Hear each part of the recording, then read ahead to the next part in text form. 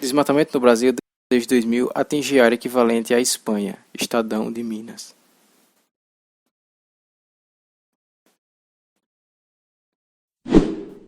Desmatamento da Amazônia dispara de novo em 2020. Dados do jornal USP. Veja, governo faz nova ofensiva contra a proteção ao meio ambiente. Desmatamento da Amazônia em abril foi maior em 10 anos, diz Instituto G1.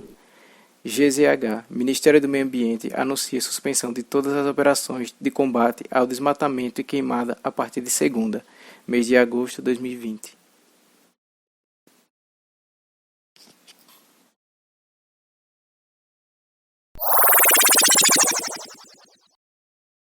Fala galera, tudo bem? Hoje iremos tratar sobre um tema muito importante para o meio ambiente. E que tema é esse? Hoje iremos abordar sobre o desmatamento e as suas consequências para o nosso planeta.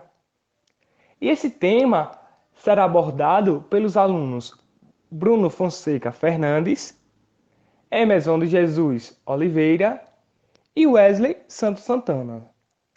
Atualmente, sabemos que o desmatamento ele é considerado como um dos maiores desafios da humanidade e que consiste da retirada da cobertura vegetal, tanto de forma parcial quanto de forma total, e que vai provocar diversas consequências, tanto ambientais, como grande perda da biodiversidade, aumento da emissão de gases de efeito estufa, que acaba acarretando diversos problemas para o nosso ecossistema, como a emissão de dióxido de carbono, a emissão do metano e diversos outros gases que acabam influenciando, de certa forma, no meio em que vivemos. Além disso, temos as consequências sociais, como a redução de territórios, que corresponde às populações tradicionais, as populações ribeirinhas, que acabam sendo expulsas para a construção de empresas e diversos outros segmentos da economia. Além desses fatores, temos outros que acabam condicionando também para que haja estimulação do desmatamento, como a abertura de estradas para fluxos de pessoas e veículos, a exploração de madeira para a construção de imóveis, a prática de criação de animais, que corresponde à pecuária, a alimentação, a agricultura para o processo de alimentação,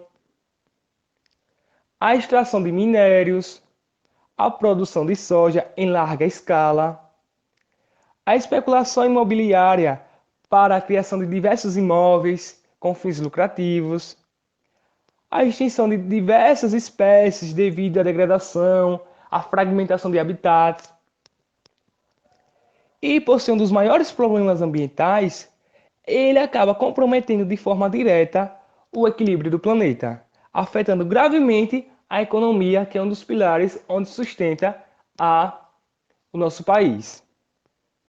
Bom, pessoal, dando continuidade ao vídeo, vou abordar mais as causas do desmatamento. Como publicado pelo IBGE, cerca de 60% da Amazônia virou pasto e área de plantação. Dados deste ano, bem alarmante. O que liga as causas dos incêndios e derrubadas aos fazendeiros. Sendo mostrado principalmente por telejornais e revistas, irei mencionar aqui as principais causas do desmatamento, a exemplo da exploração de nutrientes florestais. Temos a extração de minérios, que remove a grande camada vegetal e deixa a terra desnuda, tipo poluindo recursos hídricos e superfícies e áreas subterrâneas da terra também. Além dos produtos químicos que são deixados no solo.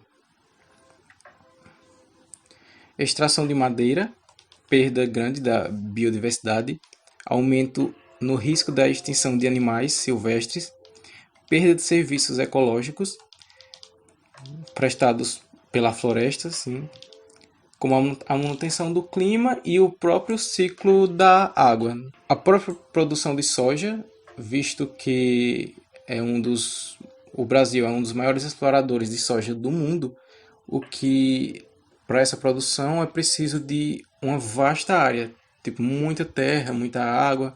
Uma das principais também causas é a pecuária, que ela está diretamente ligada ao desmatamento, ocupando grandes áreas, influenciando no aquecimento global pelo metano produzido pelos gases liberados pelo gado, o uso excessivo de água na produção, na criação desses animais, o desgaste do solo, propiciando a lixiviação em períodos chuvosos, o desperdício de alimentos e a extinção de espécies nativas, como mencionado lá na derrubada de árvores. Também é importante mencionar a construção de estradas vicinais que geram consequências drásticas ao meio ambiente e acarreta diretamente a morte de animais ao tentarem atravessar de um lado ao outro e além de impedir o fluxo higiênico. De acordo com Ferreira e colaboradores, em 2005, os estados da União que mais desmatam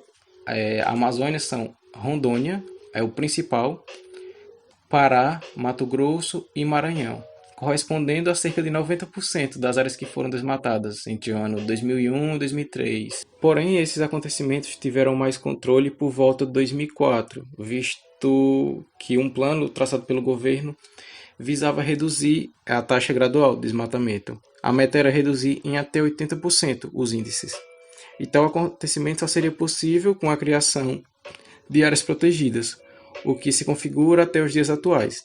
Essas áreas acabam sendo reservadas à preservação ambiental e visa também estar disponível para estudos, geralmente ambiente frequentado por estudantes, cientistas, e também passam, por consequência, a ser área de lazer, claro, seguindo as restrições dentro do permitido, por ARPA 2012.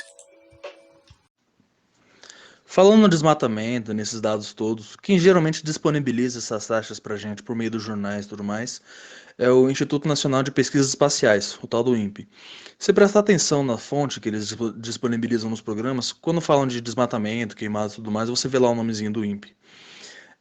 Mas o que é esse tal de INPE? Bom, o INPE é uma instituição federal brasileira, né, que foca em pesquisas de ciências espaciais e atmosféricas, engenharia espacial, apesar de não lançar nenhum foguete, né, quem faz isso é uma outra instituição, meteorologia e as observações da Terra por imagens de satélites, que é justamente por onde eles avaliam a taxa de desmatamento e o número de focos de incêndio em determinadas áreas, por exemplo.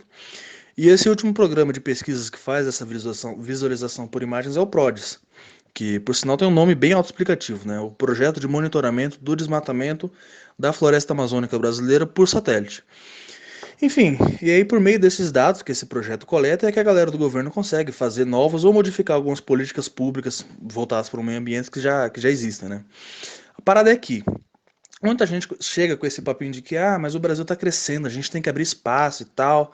Eu discordo um pouco disso, porque é o seguinte, quando os monitoramentos começaram lá em 88, durante o governo do Sarney, se eu não estou enganado, o primeiro registro deu um pouco mais de 21 mil quilômetros quadrados desmatados lá na Amazônia. E, cara, esse é um número absurdo. Para você ter ideia, Sergipe tem quase 22 mil quilômetros quadrados.